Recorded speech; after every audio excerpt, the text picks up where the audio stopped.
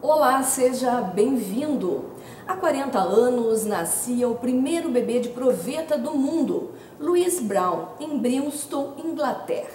6 anos depois, a primeira fertilização in vitro da América Latina, que aconteceu aqui no Brasil. Em outubro de 84, nascia Ana Paula Caldeira. Operação realizada pelo médico Milton Nakamura, falecido em 97.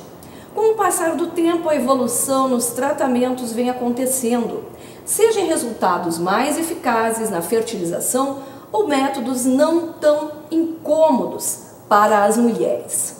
No Brasil, em 2016, 66.597 embriões foram congelados nas clínicas de reprodução humana assistida, o dobro registrado em 2012. Segundo a Anvisa, foram realizados 37.790 procedimentos de estímulo para a produção de óvulos por mulheres que querem passar por esse tipo de procedimento.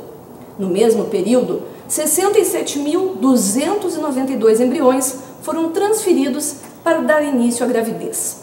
Para conversar sobre este assunto, está entre nós o médico e proprietário da Clínica Madre de Pelotas, Marcelo Soares.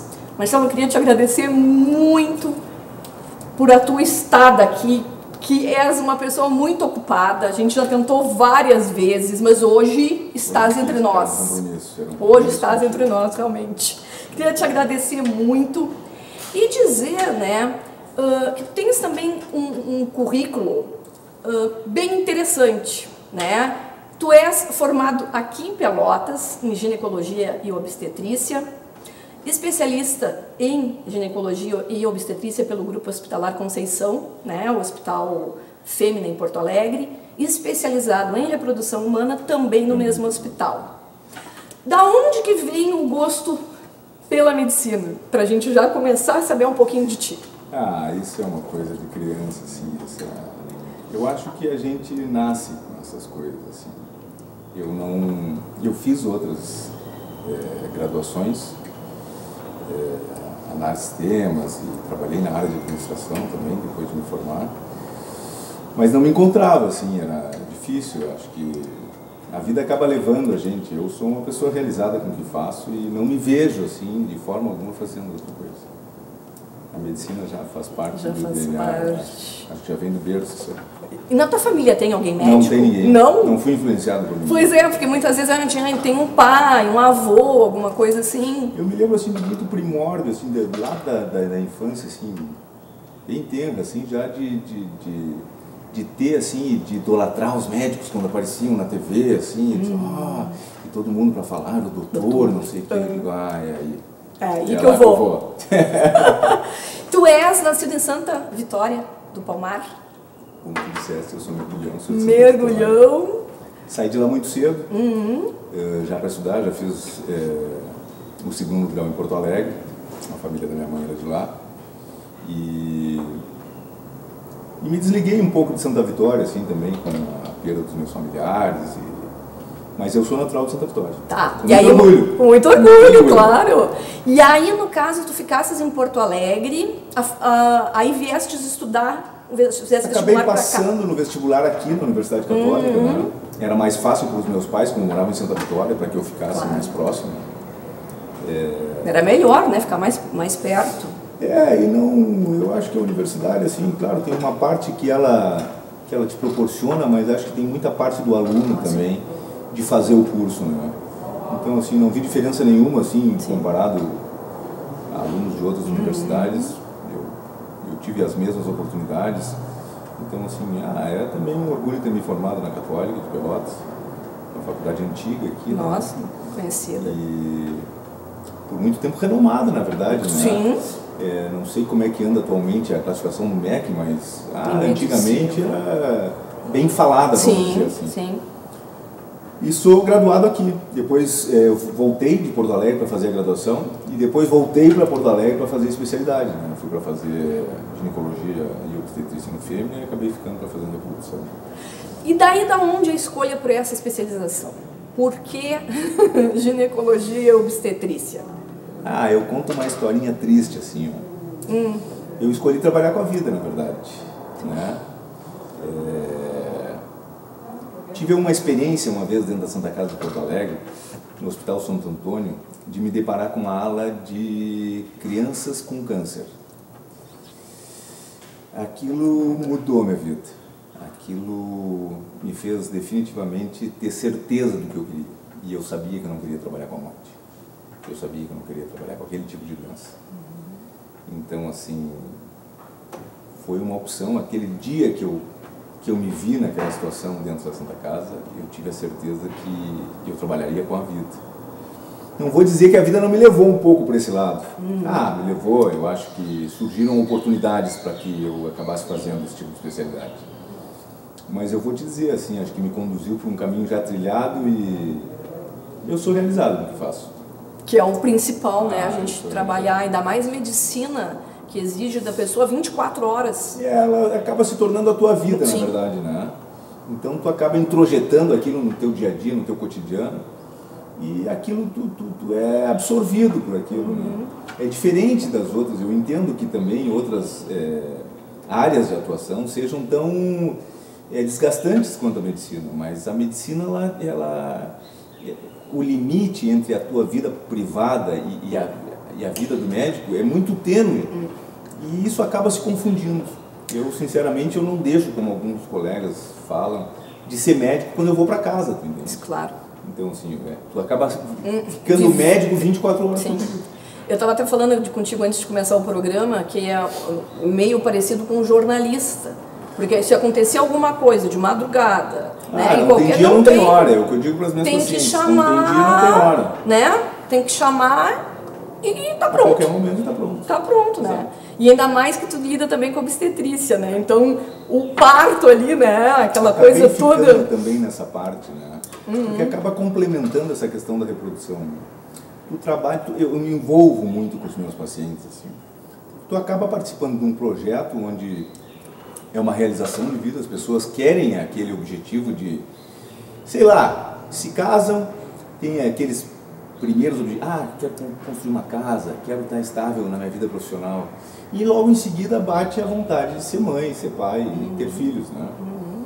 Então, quando este projeto nasce, quando esse projeto chega à minha frente, parece que quando os pacientes, quando eles são provenientes de outro médico, obrigatoriamente eles voltam para o seu médico de origem. Tá. Mas quando eles chegam na minha clínica, por indicação de outro paciente, que eles não têm um médico que indicou eles irem para lá, então a gente acaba se apegando com isso. Então, assim, tu olha um embrião, que é uma célula, são poucas células ali, mas depois tu tem a oportunidade de concretizar isso e ver a pessoa formada. Então isso é muito gratificante. E tu acaba participando da vida, da história, né? Porque eu acredito que tudo seja muito sofrido, até começar já a falar nessa parte da reprodução, da tua clínica e tudo. Houve esse aumento, inclusive quando eu iniciei o programa, né, dizendo desse aumento do número de embriões congelados. Tu consegue perceber o porquê seria dessa infertilidade, no caso da população? Existe algum parâmetro para isso? Existem. Hoje isso aí é bem claro, assim, para as pessoas que trabalham na área. Existe um estilo de vida que mudou muito, né? A mulher, hoje em dia, ela mudou muito o comportamento dela quando se lançou no mercado. Um dos fatores que foi causador deste boom foi a pílula anticoncepcional, que permitiu que as mulheres planejassem a sua vida, né? Decidissem quando queriam ser e quando não queriam ser mães. Então, assim, hoje em dia o que acontece, e está muito ligado a esse estilo de vida, é o fator das mulheres não priorizarem a maternidade. Então acaba que elas deixam isso em segundo plano e acabam tentando este sonho, vamos dizer assim, num momento mais tardio da sua vida. E a gente sabe hoje em dia é uma coisa muito estudada, muito clara, a fertilidade está diretamente ligada à idade cronológica. Então, assim, quanto maior a idade cronológica da mulher, menos fértil ela é. Então a mulher está perdendo o seu período mais fértil e investindo nas suas carreiras ou em outras atividades e deixando a maternidade para um momento mais tardio. Isso, de certa forma, agrava ou aumenta, como queiras, este número de mulheres que chegam lá naquele momento e não conseguem ter filhos. Então a reprodução veio para auxiliar isso também. A vida vai se adaptando, né? Assim como aumentou o número de mulheres inférteis, se evoluiu muito na reprodução. Se sabe muito hoje em dia. As técnicas que fizeram a Louise Brown, nem se usa mais isso. Os meios de cultura evoluíram, as técnicas, os instrumentos evoluíram muito nesse sentido. Então, assim, parece que as peças vão se encaixando, tu entende? Então, assim, aumentou muito esse número de mulheres inférteis, mas em contrapartida os médicos se especializaram muito mais. E hoje o que era tanto é que o evento da Louise Brown foi um boom, assim, uma coisa de outro mundo quando se anunciou esse fato. Sim. E hoje em dia tu fazer uma transferência, tu fazer uma coleta de óvulos é uma coisa corriqueira. Então, sim, tanto que até hoje ela é acompanhada, né? De vez em quando aparece, ela fez tantos anos, ela fez tantos anos. Ela é um marco, né? Sim. Ela é um marco. Claro, claro. Bebê de proveta, né? É o primeiro bebê de proveta no mundo. Mas acho que tem muito a ver com o estilo de vida. Estilo de vida. E esse retardo, assim, no desejo de ser mãe.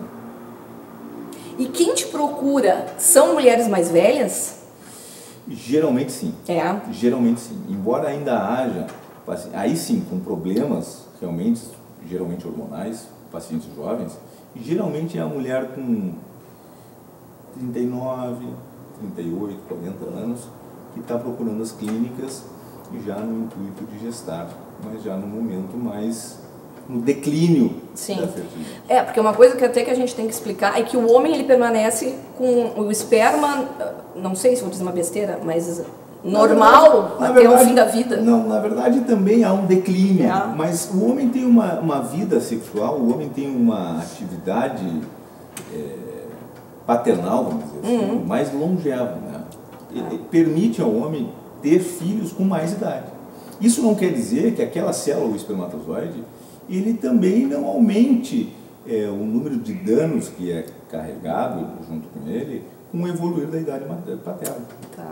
Mas realmente o homem tem uma vida mais prolongada nesse sentido. E em relação também à infertilidade masculina, acontece muito também, né? Grande tabu, né? Não pode, não posso dizer não é comigo. Não pode ser tocada, né? Sim, não é comigo, né? Isso vem se desmistificando, assim, aos poucos, né? Hoje em dia as pessoas falam mais. Isso era muito mais velado no passado, né? Imagina, ninguém admitia ter um problema de infertilidade, principalmente os homens. E, geralmente a mulher assumia aquela culpa do casal não poder ter filhos. Existe uma parcela enorme de infertilidade por causas masculinas. E a grande surpresa disso tudo é que assim, a medicina evoluiu muito na parte feminina. Se sabe muito da parte da mulher. E tem coisas ainda na parte masculina que ainda estão por ser desvendadas. Então hoje o grande intuito assim, da medicina reprodutiva é estudar a parte masculina. Mas existe, com certeza. E vou te dizer assim, os 50-50. É interessante, porque às vezes as pessoas não... E é complicado também, até a mulher, ela é mãe até nesse sentido, mãe do marido, mãe do companheiro, de dizer não, sou eu o problema, né? Submissão, né? Porque vem assim da origem, né? Porque geralmente quando ela chega na primeira consulta, a mulher já assume a culpa do casal. Pode ser até que se prove o contrário, mas em princípio... Sou eu. É comigo o problema. Coisa séria, né? Pesado isso, né? Bem pesado, porque tu te dá conta que ela assume uma responsabilidade por não dar continuidade à vida da família dela. E isso às vezes implica encaminhar essa paciente para um acompanhamento psicológico. Entendeu? Então, assim, essa questão da reprodução, essa questão da maternidade, ela é muito mais complexa do que parece. Né? Muito além dos procedimentos, a mentalidade do casal tem um peso importante nesse resultado. E a gente já vem com aquela coisa da família, de, ai, quando é que vai vir um neto? Casou, quando é que vai vir um neto? E se tu faz a opção de não ter filho, mas é meio estranho tem isso, problemas, né? Já é vista com outros olhos. Embora também, como tudo evolui, até já existem grupos, e já aconteceram algumas reportagens e tudo, que apareceram, não me lembro se foi no Fantástico ou no Domingo Espetacular, de eu não quero ser mãe, de um grupo que, né, tipo, porque eu sou mulher, eu não sou obrigada a ser mãe, né? Então já tem muitas mulheres, mas a maioria não, né? E a gente carrega essa, né, essa... É que, na verdade, isso vem da origem, assim, né? Eu acho que a mulher vem muito dessa coisa da reprodução, que pode do gerar, manter né? a genitora, assim, a mantenedora da família, né? Então, assim, por muito tempo a mulher foi vista como simplesmente reprodutiva. Antigamente as mulheres eram escolhidas pelo quadril, pelo peito, né? Se seria uma boa mãe. Então, se tinha essa visão, né? E isso que tu fala hoje em dia é ponto de discussão. As mulheres não quererem serem mães? Ser mãe? Já. Só um pouquinho, o que está acontecendo aí? Mas se tu for olhar a longo prazo, é um direito da pessoa não querer ter filhos. Né? Mas eu te confesso que eu também acho estranho. Acho estranho. Mas também faz parte dessa transformação. A gente vive diariamente essa questão da transformação. Então, assim, esse é o quadro que aparece atualmente. Não existem casais homoafetivos hoje muito mais numerosos do que antigamente. Antigamente a gente tinha um certo pudor até de falar sobre isso.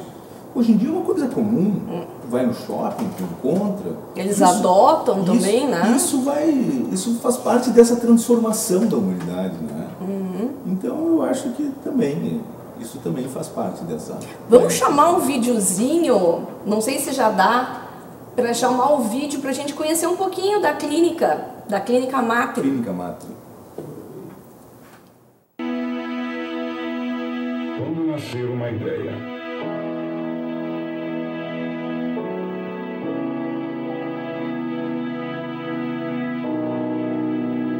E você criar mil expectativas.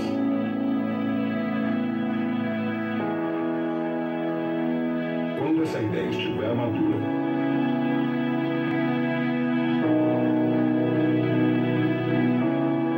ou você se perguntar se era isso mesmo que queria.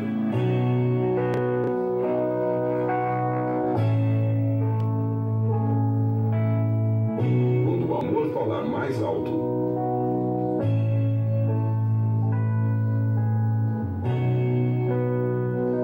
dúvidas e certezas virarem um só pensamento.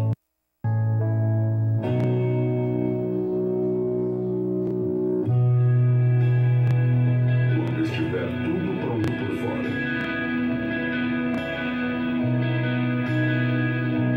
e diferente por dentro,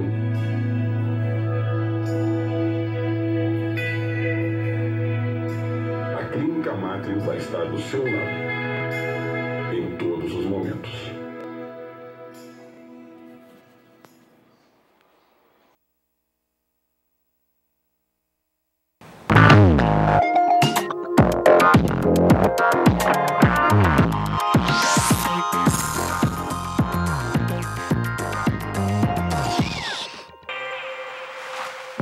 Foi tão difícil eu me encontrar. É muito fácil o grande amor acabar, mas eu vou lutar por esse amor até o fim. Não vou mais deixar eu fugir de mim.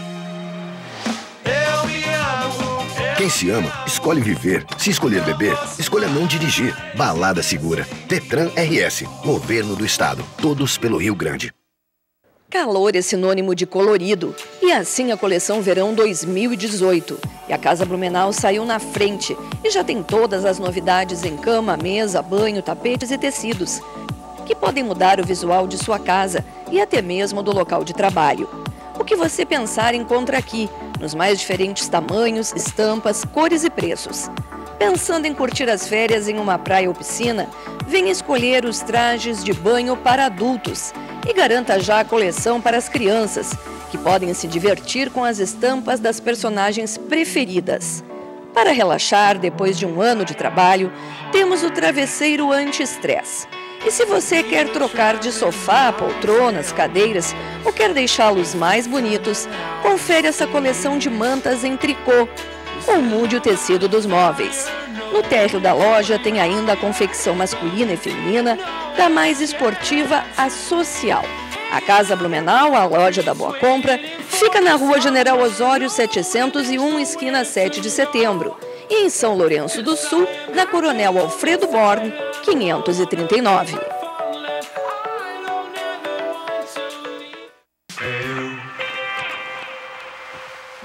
Agora eu tenho uma razão pra viver.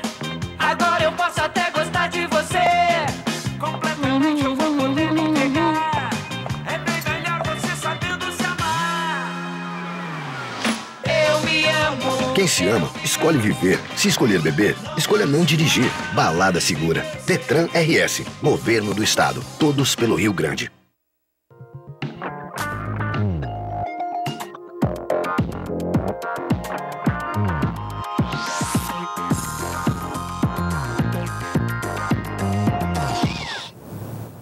A gente então terminou o primeiro bloco, né? Hoje, quinta-feira, que a gente está ao vivo no programa Entre Nós, pelo canal 23 da NET, 20 da Blue e ao mesmo tempo pelo site conecta.tv.br, que vai aparecer, ó, tá aparecendo ali, que você pode nos assistir onde estiver, pelo celular, tablet, notebook, e estamos conversando sobre reprodução humana com o médico Marcelo Soares e terminamos, né, o programa mostrando a Clínica Macri, onde ele é proprietário e realmente não tem como não se apegar à história daquele casal que chega para ti, que de repente tentou normalmente, naturalmente, muitas e muitas vezes, que muitas vezes também eu acredito que não consiga, eu não sei se isso, é bem leiga,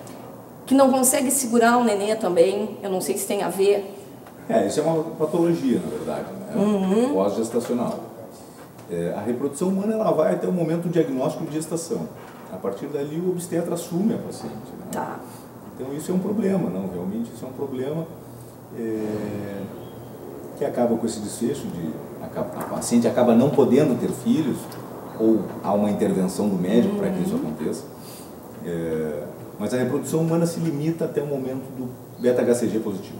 Tá, então nos explica agora o que consiste a reprodução, existem quantos tipos, verdade, o mais popular que tu puder. Na verdade, assim, falando em termos de reprodução humana, existem tratamentos, que eu acho que é isso que a gente tem que falar aqui, de alta e baixa complexidade. Isso é uma coisa importante de se falar. E para desmistificar, muitas pessoas têm essa coisa de que a reprodução humana está linkada diretamente a altos custos, né? Isso. Na verdade não, depende do tipo de tratamento que vai se lançar mão para atender a demanda daquela paciente. Na verdade, assim, se eu fizer um coito programado, que eu chamo, que é uma entidade de tratamento, que tu controla o ciclo da paciente, ela vai ter relações com seu parceiro em casa, eu estou fazendo uma intervenção de reprodução a um baixo custo. Tá? Então, assim, desde o coito programado até uma inseminação, onde eu uso todo o aparelho reprodutivo da paciente, vou fazer um preparado do esperma do marido, muito indicado quando tem uma baixa no número de espermatozoides. Também é outro tratamento de baixa complexidade. A reprodução humana, ela onera quando a gente lança a mão do laboratório de reprodução, que é onde eu manipulo células. Então, assim, uma coisa muito mais complexa. Eu pego a célula reprodutiva feminina, o óvulo, pego a reprodutiva masculina, o espermatozoide, e vou fazer esta união dos dois dentro do laboratório. Então, esse laboratório, sim, é um laboratório especializado, um embriologista, uma pessoa altamente treinada para fazer isso. Isso é que onera o procedimento. Mas este procedimento está indicado apenas para pacientes obstrução tubária, enfim, quando tu indica este procedimento, porque só pode porque a gente só tem este recurso, entendeu? Então, assim, este sim é um tratamento de alta complexidade, chamado por nós. Tá. Os demais são tratamentos de baixa complexidade e automaticamente de baixo custo. Tá. E aí existe um tempo, por exemplo, esse do coito interrompido seria quando a mulher está fértil. Coito programado. Eu programo quando Coito ela... interrompido, tô louca. Aí é para evitar a gravidez. O coito programado. Eu vou assumir o ciclo da paciente, eu vou estimular a paciente ou não, depende de cada caso. Mas quando ela estiver no período fértil, no período que ela está ovulando, é a época mais indicada para eles terem relação. Sim. Porque hoje em dia, com essa correria do dia a dia, o marido viaja, o marido isso, o marido não para, a mulher também não para. Sim. Então, assim, acontece o ciclo fica da todo época também. De quando é o período mais propício para se ter relação, as pessoas não estão juntas. Então...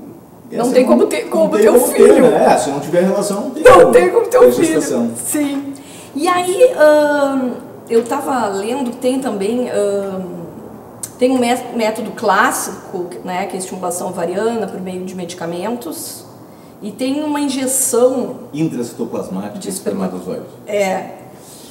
Na verdade, não muda muito, tá? O que a gente fazia no passado? No passado, a gente pegava uma placa de Petri, botava o óvulo ali no meio e semeava ao redor o sêmen, com milhões de espermatozoides. Esperava aquele mais apto a irromper a zona pelúcida do óvulo e fertilizá-lo. Hoje em dia, a gente faz a seleção do espermatozoide. Então, assim, quando eu fazia antigamente, eu não selecionava o espermatozoide. Um deles ia lá, adentrava o óvulo e acabava fertilizando aquele material. Hoje em dia não, hoje em dia eu pego uma placa com vários espermatozoides e eu vou escolher o que eu quero. Então eu vou pegar aquele espermatozoide específico e eu vou injetá-lo dentro do óvulo. Isso se chama injeção intracitoplasmática de espermatozoide. Na verdade é apenas uma modalidade. Isso facilitou assim, porque impediu que espermatozoide, às vezes com um defeito morfológico, acabasse fertilizando aquele óvulo. Então hoje em dia tem uma classificação morfológica, a gente faz a escolha do melhor espermatozoide. Então a gente acaba selecionando o material que a gente quer utilizar.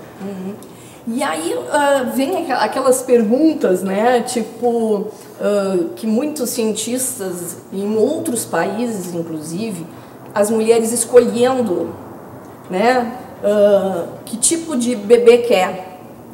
Eu quero, em bancos de sêmen, por exemplo, eu quero, lá sei eu, vai ter ali, inclusive eu li que no Brasil não tem muito, o doador não tem muitos dados dele no Brasil, mas que em outros países já existem muito mais dados, né? Isso também não seria uma seleção do... Tipo de seleção. Tipo, eu quero loirinho de olho azul e todo mundo vai querer e vai ficar aquela população toda homogênea. Homogênea, tá certo. Na verdade isso existe, sabe? Ainda não é muito difundido no Brasil, mas já existe. Tá? Mas geralmente quando vem o casal, eles querem ter do material genético do casal, né? Sim. Aí quando tem aquelas produções independentes, geralmente as mulheres, ou quando o homem não tem espermatozoide, ele é azospérmico, ele não tem nenhum espermatozoide, a gente lança a mão do banco de sêmen. Então assim, todo sêmen que está congelado lá nesse banco, ele é catalogado. Hoje em dia a gente tem até o hobby do doador. Qual é o hobby do doador? Tu pode escolher. O meu quero ser tenista. Tá bom, é possível. Mas é possível, não quer dizer que ele vá ser, né? Não, tem ali, não, tudo o bem. O hobby do pai, tu entende? Sim, não quer dizer que o filho vai ser tenista. Vai ser, mas... Tá lindo. Isso é um fetiche? Tá ali no DNA. Mas tu escolhe a cor dos olhos, porque tu não vai implantar numa pessoa clara a não ser que queira. Sim. Né? Da raça negra, por exemplo. Da raça negra. Nada contra, Sim. mas tu te dá conta que isso vai gerar alguns questionamentos lá adiante. Sim. E a gente tem que pensar nisso. Sim. Entende? Pensar na criança. Vem um casal, o homem azospérmico, tu tem que procurar assemelhar o mais possível daquele casal o doador. Claro. Porque a gente sabe, né? Mais dia ou menos dia, isso vai dar o que falar. Sim. Vai prejudicar a criança. Né? Vai prejudicar a criança e vai levantar suspeita sobre o casal. Tu te dá conta? Também. Tem que ter. Então, tem tu que te dá estar dentro de uma conta, realidade, o né? contexto social. todo que a reprodução engloba, Nossa. não é um simples fato de pegar o espermatozoide e injetar dentro do óvulo. Sim. Tem todo um contexto social que está envolvido nessa história. E em relação assim, conseguiu ali, tu tens mais de um óvulo ali, como é que a gente podia dizer? Que estão prontos para serem... Embriões. Embriões que estão prontos para serem colocados na mãe. Tá. Eu ouvi falar que é muito difícil ser colocado um. Hoje em dia isso já mudou muito. Tá. O que se entendia no passado? No passado se entendia que quanto maior o número de embriões transferidos, maiores as chances do casal Sim. de ter um bebê em casa. E aí foi uma época que se gerou muitas gestações múltiplas. Sim, gêmeos, Quíntuplos, quádruplos, trigêmeos, entendeu? Sim. E isso teve uma consequência. Porque as pessoas não conseguem mensurar o que tu é, o que acontece quando tu tem 3 bebês ao mesmo tempo. Então, acho que até É 2. o caos. 2 já é difícil. 2 doentes, 2 querendo mamar, 2 precisando ser trocados. Sim. Então a gente se dá conta que o trabalho é muito dobrado. E às vezes os casais não estão preparados, nem psicológica, nem financeiramente, para absorver esse tipo de situação. Sim. Então hoje em dia, e depois os estudos também acabaram mostrando que isso não era uma verdade. A chance de ter um bebê em casa não estava ligada diretamente ao número de embriões transferidos. E hoje a gente sabe, se eu tenho 2 embriões, tá, que são de qualidades diferentes, eu tenho um melhor e um pior. Se eu for transferir os 2, esta gestação vai ser balizada pelo pior. Vai puxar para baixo. Então, hoje em dia, qual é a tendência? A tendência é transferir, se eu tenho um bom embrião, é transferir um bom embrião. Mas existe uma classificação, até pela Anvisa, de números de embriões. Tá. Até 39 anos eu posso transferir 3, transferir 1 de 39 a 40, 2 e acima de 40. Mais. E quais são agora que a gente estava falando, até porque geralmente, também, não é geralmente, mas muitas mulheres são porque atrasaram esse projeto de vida de ser mãe. Até que idade? Existe uma idade limite para fazer uma inseminação? O que existe é uma reserva ovariana disponível, que eu preciso de óvulos. Tá.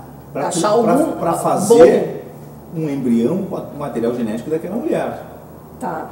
Isso não impede que esta mulher receba um embrião de outro casal dentro do seu útero. Tá. Ela pode gestar com 50 anos, a mulher tem 50 anos. Esta mulher não pode ter filhos Dela. com o material genético dela, pois muito provavelmente não terá mais reserva, não terá mais óvulos. Mas isso não impede que esta mulher receba um embrião de outro casal e tenha uma gestação. E existe essa disponibilidade? Aqui em Pelotas, por exemplo? Já houveram casos, deve ter acompanhado, da mãe gestar o filho, o embrião da filha. Sim. Entende? Sim. Eu nunca tive um caso desse aqui, porque quando isso acontece, tu tem que pedir uma liberação no CREMERS para te poder fazer esse procedimento. Tá. Isso não é assim. Sim, a moda louca. A moda louca, né? Então a gente tem que pedir uma liberação, tem que pedir um aval do conselho que te permita fazer esse tipo de procedimento. Tá. Então não é uma coisa muito comum. Não. Tá. E aí o que acontece, por exemplo? A mulher foi ali e conseguiu ter 3 embriões. Certo. 3 embriões, né? Embriões. Tá, tem 3. Mas aí ela não botou o primeiro. Não deu. Não deu. Não, deu. Tá. O que acontece com os outros 2? É uma opção do casal. Tá, pois é. É uma opção do casal. Tu pode mantê-los congelados. Tá. Tipo, hoje não tem um limite de prazo. De quanto tempo? Não tem. A gente já tem descongelado material com muito tempo de congelamento. Anos? Anos. Eles estão íntegros. Então não tem um prazo de validade para isso. Tá. Ou tu pode descartar os embriões, que são doados para pesquisa. E doar tu não pode. Que agora que tu veio com essa pergunta, desse negócio, né? Aí me veio, tá, eu tenho 2 lá e eu quero doar. Não pode. Na verdade, o que existe na legislação é a doação de óvulos, não de embriões. Tá. Embrião... Eu tô bem curiosa aqui, né? Fazendo perguntas até que as pessoas... Eu espero estar falando bem numa linguagem bem fácil. Claro, porque às vezes a pessoa está perguntando, né? A gente falou, a mulher, né, não tem mais o óvulo, não pode pegar... Na verdade, o que existe na norma, na legislação brasileira, é a doação já estabelecida, a doação de óvulo, na verdade, não de embrião. Não de embrião. Tá. Porque já está ali... Quando tu tem um embrião, tu já tem um material genético do pai e da mãe, Sim. tu já tem uma vida formada. Tu já tem a fusão da célula germinativa feminina e da masculina. E o óvulo não. Por exemplo, se a mulher não tem uma reserva ovariana, já não tem mais óvulos, acabaram. Sim. Não tem mais recurso. E o homem está fértil. E aquele casal deseja gestar. Tá. Tu lança mão de uma doação de óvulos. Tá. Então, tu vai fazer uma fertilização daquele homem, do casal, com o óvulo doado. Então, na verdade, este casal vai ter um filho com 50% da genética do casal, que é do pai. Sim. Mas não terá nada da mãe. Até nisso é importante que se observe também as características físicas. É o mesmo caso. Um casal japonês lá, oriental, vamos dizer assim, daqui a pouco tu doa um óvulo para um alemão. Entendeu? Então isso tem que ser avaliado, isso tem que ser contextualizado, isso tem que ser levado em consideração. É importante isso. Tu te dá conta, é uma vida. Sim. Se essa criança nascer, ela vai ter todo um desenvolvimento junto àquele casal, vai sofrer talvez uma repressão, uma discriminação durante todo o tempo da sua vida. Sim. Então assim, a gente tem que pensar a longo prazo. Isso tem muitas implicações, né? Muitas implicações, com certeza. Aí a criança vai para a escola, aí um coleguinha já dá uma piada, já cria um clima ruim, acabam falando. Aí para explicar também é meio... É difícil. É difícil. Não é ainda uma coisa tão escancarada, normal, assim, tão... Não é. E tem uma faixa etária na tua clínica ali, o que mais chega na tua clínica, assim? Esses pacientes acima de 35 anos. Bem nesse... Geralmente, tem algum caso que outro. Há pouco tempo eu recebi uma paciente com 28 anos com uma falência ovariana precoce. Uma coisa que ela nem imaginava, jovem. Mas geralmente são casais acima de 35 anos. Resolveram... É que nem eu digo, vão deixando. Quando eu tiver bem de vida, mas e será que um dia vai estar bem de vida? Quando eu tiver o carro, e acaba deixando a relação, a construção familiar com o segundo plano. Quando se desperta aquele desejo, aquela vontade, quando a família toda se volta, vem cá, estão casados há 6, 7 anos. Sim, e aí? Não vão dar jeito na vida. E aí a mulher vai tentar e já não consegue mais. Vamos para o intervalinho? Vamos para lá. A gente vai, infelizmente, para o último intervalo e o último bloco desse programa que está falando sobre reprodução humana, muito importante. Vai lá, toma uma aguinha e volta com a gente, que a gente vai continuar falando com o Dr. Marcelo Soares.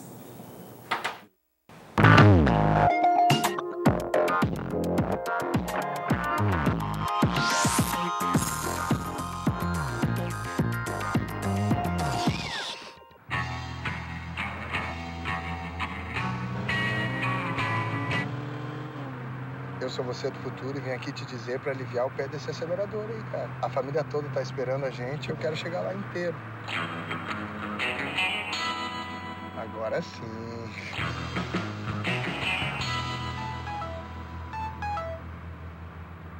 Não. Não pega esse celular aí não, cara.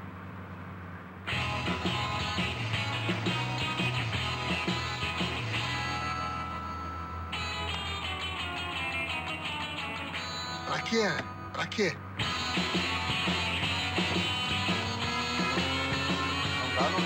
Não dá. Ah, tá. Era só o que me faltava. Dirigirei desse carro aí porque não cabe mais ninguém aqui.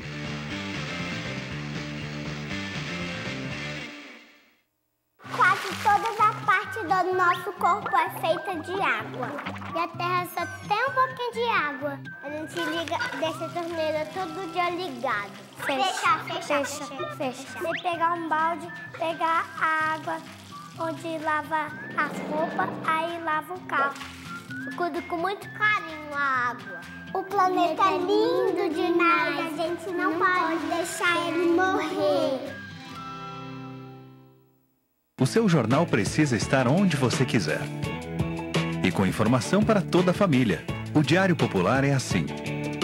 Tudo sobre esporte, cultura, lazer, notícias locais, tudo que é daqui. Ligue hoje mesmo e assine o jornal mais lido da região sul. 0800 53 2001. 0800 53 2001. Diário Popular, sempre o seu jornal.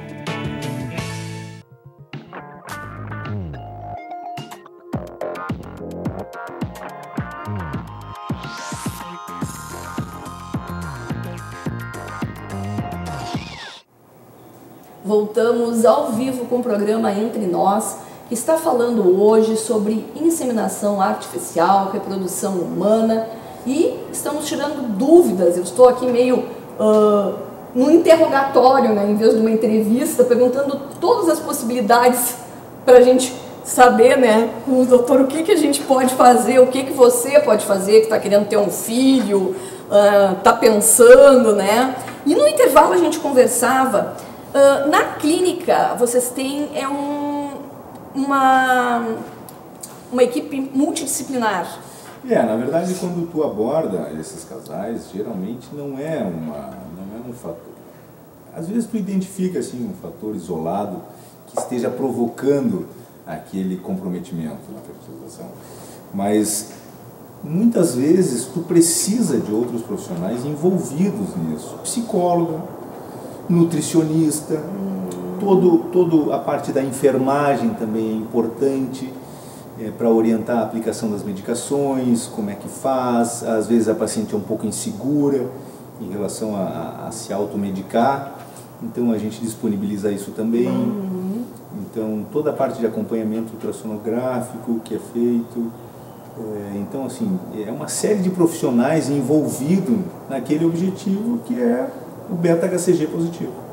E aí eu te pergunto assim, muitas pessoas falam, eu não sei se é aquela coisa de crendices ou ditados populares, que algumas mulheres não engravidam pela própria cobrança do psicológico. Isso se consegue saber ou é uma coisa meio, é dito popular mesmo? Não, Fernanda, isso é uma entidade bem descrita na literatura. Existe um fator psicológico que impede, acaba impedindo. A cobrança é tão grande em relação a isso, ou dela, ou de familiares. Ou do próprio marido. E acaba inviabilizando essa questão.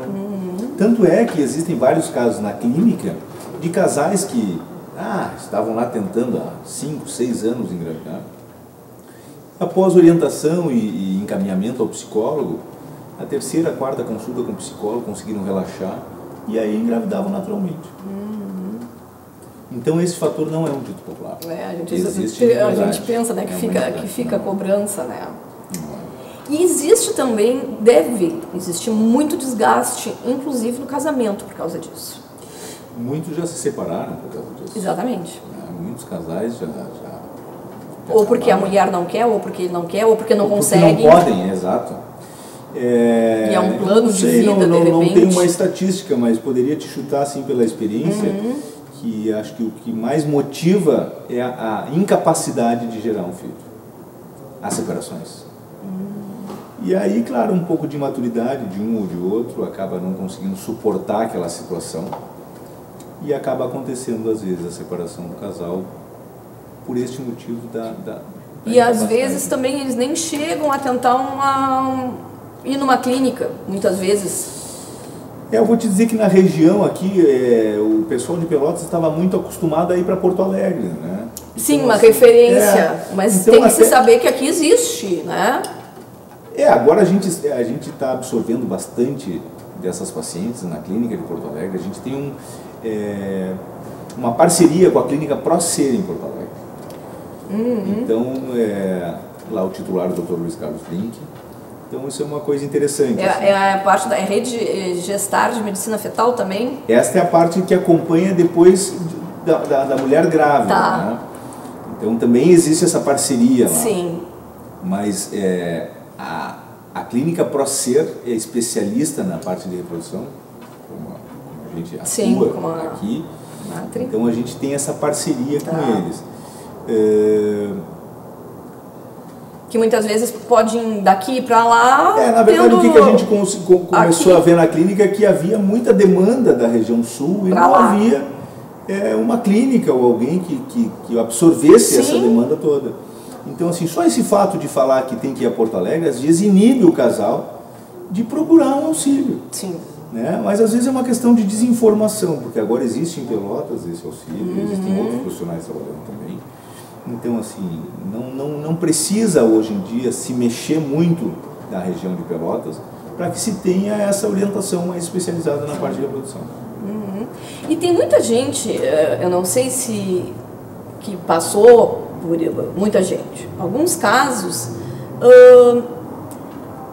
da mulher, como é que eu vou te dizer?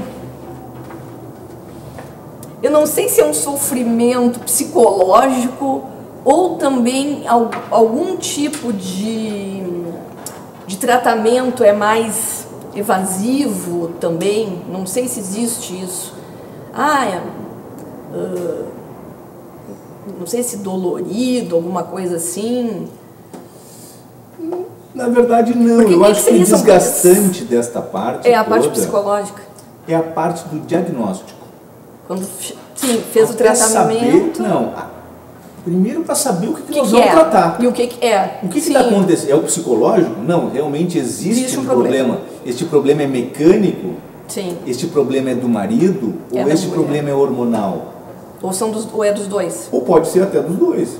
Então, assim, eu acho que a parte mais desgastante para o casal é esse período onde não se sabe o que está acontecendo, que impede este casal de engravidar. Então, eu acho que é a parte mais demorada, assim.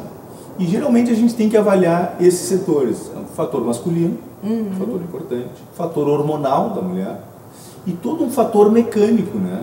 Que aí fala vagina, útero, trompas, ovário. Então tem todo um percurso que o espermatozoide precisa percorrer, que a gente tem que saber se esse percurso ele está liberado, ele está obstruído, como é que está essa situação. Então, assim, essa parte é desgastante. Depois de identificado o motivo que leva à impossibilidade desse casal de gestar, e o tratamento geralmente... E essa parte, Marcelo, demora muito tempo? Não dá para se ter, mas uma média, assim... eu vou te dizer assim que... Para saber, para descobrir qual é o problema... Às vezes tu atrasa um pouquinho, porque geralmente os exames hormonais, eles são pedidos no 5º dia do ciclo. Então, demora porque às vezes tu pega a mulher no final do ciclo, ela vai ter que esperar o próximo ciclo. Então vou dizer que em média, assim, 30 dias, para te ter todos os exames na mão e conseguir dar um diagnóstico. E aí, para efetivar o tratamento, dentro daqueles... também qual o que vai daí ser feito, depende né? muito quais os obstáculos que se tem.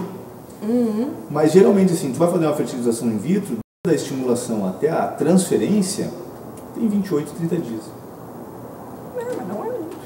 É dentro do ciclo da mulher. O ciclo, geralmente, a média de dias do ciclo menstrual, ele varia de 28, 30 dias, é por aí. Então, dentro daquele ciclo, é propiciado o tratamento. E aí, em relação... Aí depois, tu tens o acompanhamento, por exemplo, a mulher ficou grávida. Se ela vem encaminhada de outro médico, ela obrigatoriamente retornará a este médico. E ele vai decidir o que vai fazer com ela. Eu não faço mais obstetrícia, vou te encaminhar para um obstetra. Não, eu faço obstetrícia, ele vai ficar com a paciente. Mas hoje a gente tem um número muito grande de pacientes que chegam lá por indicação. Eles pesquisaram na internet, algum amigo disse, eles ficaram sabendo por algum motivo e chegaram na clínica. Este paciente ele não tem vínculo com o obstetra. Então, às vezes, é este paciente que acaba ficando e completando todo o ciclo. Até ganhar o neném. Aí tu acompanha todos. Aí eu acompanho, eu sou um privilegiado. Pois é, isso deve ser muito legal, né? É gratificante. Porque tu começa lá num projeto onde tu não tem nada. E tu acaba o projeto dando ao casal o filho, a vida, a pessoa em si. Tu te dá conta? É a materialização do sonho. É. Tem um peso. Nossa, Tem muito importante, Tem um né? peso. Tem um peso. E em relação também a essa parte psicológica, muitas vezes o que leva também ao acompanhamento, de repente, seria durante esse processo? Sim. Durante os primórdios lá do projeto, que a gente chama, a gente já identifica, geralmente as pacientes passam por uma primeira avaliação.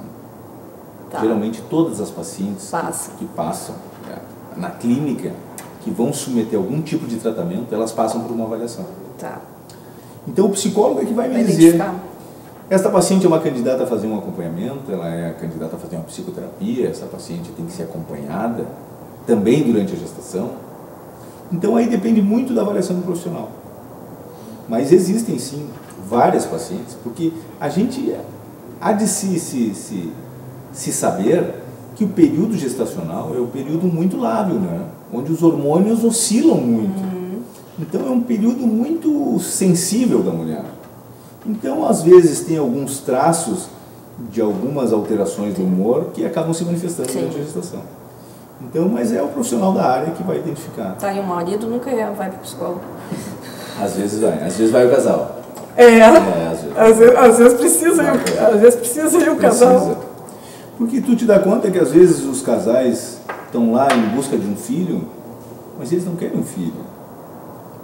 Eles querem substituir alguma outra falha do casal. Às vezes casais que estão em vias de separação arrumam um filho. Querem arrumar um filho. Não arruma um cachorro, não arruma um filho.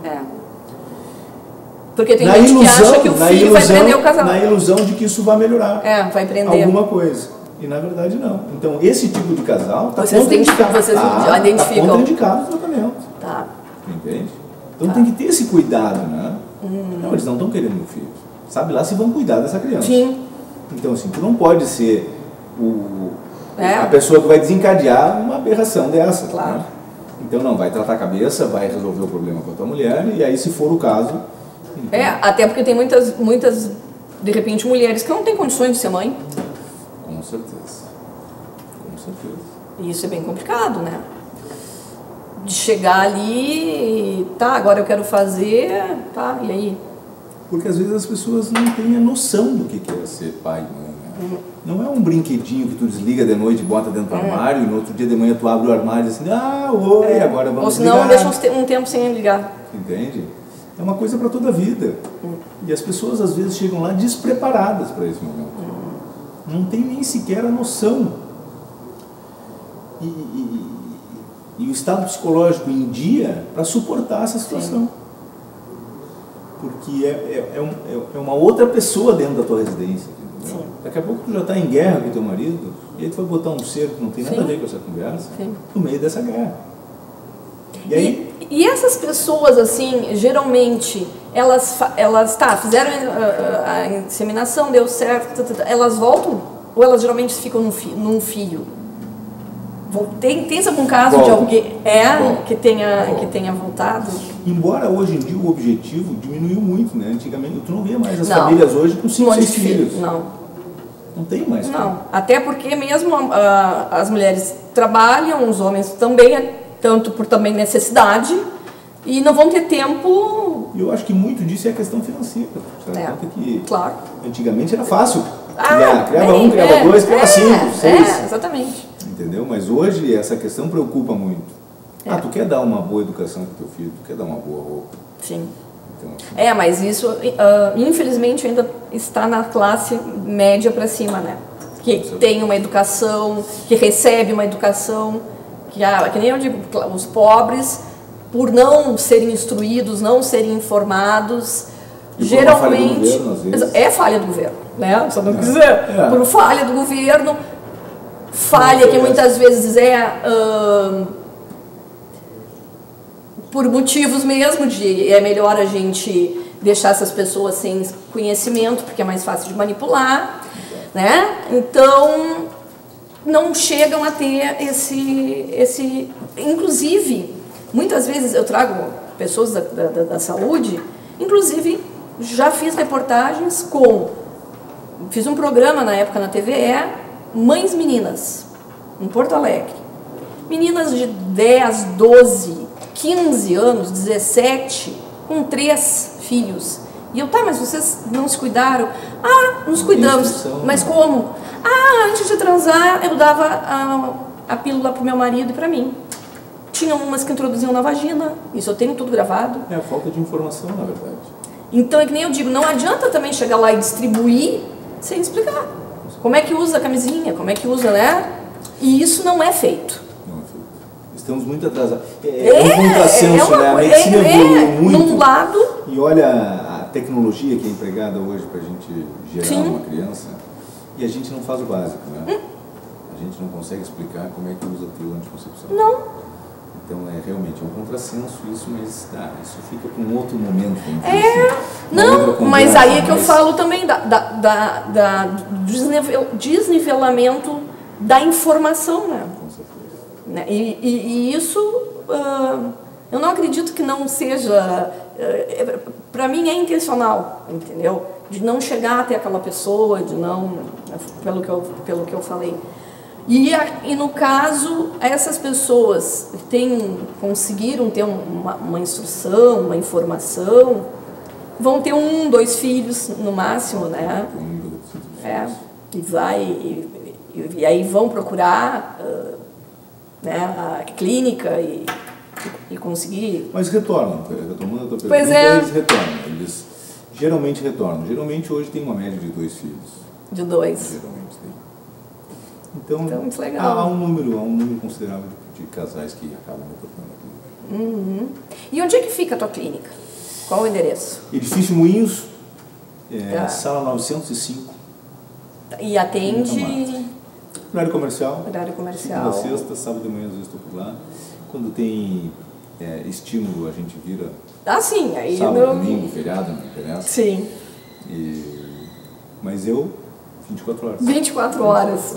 A gente te agradece muito. Foi um prazer. Um prazer. Valeu ter esperado alguns programas, valeu ter esperado.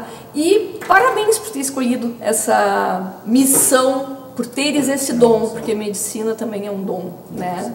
É uma missão e é um dom pela vida. É gratificante. Pela vida. Só imagino. Então, realizado. quando tu começa do pequenininho ali e consegue ver ele depois materializado, pegar assim, deve ser maravilhoso. Foi um prazer. Prazer foi nosso e as portas aqui estão abertas para quando tu quiseres vir falar sobre esse assunto, sobre novidades na clínica.